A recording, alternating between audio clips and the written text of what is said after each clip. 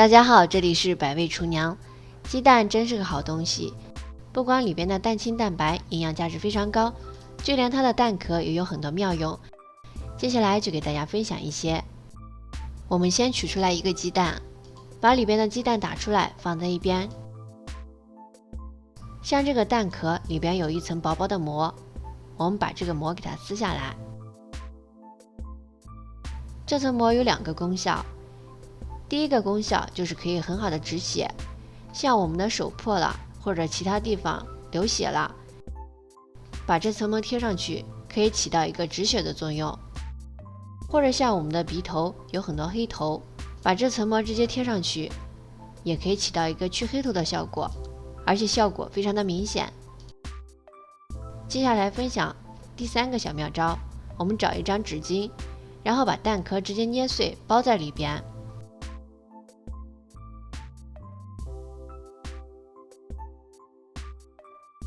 用纸巾包在里边以后，我们把它埋在花盆底下。用鸡蛋壳做花肥是一个非常不错的选择，养的花长得又大又好。接下来分享第4个小妙招，相信大家的家里边都有这种比较深的暖水瓶。这种暖水瓶用起来非常方便，储存一些温水，喝起来非常的方便。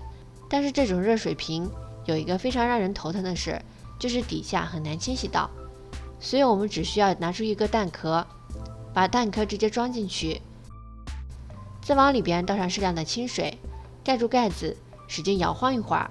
鸡蛋壳对于去除水垢有很好的效果，轻轻摇晃一会儿，里边的水垢就可以很轻易的脱落下来，最后涮洗一下就可以啦。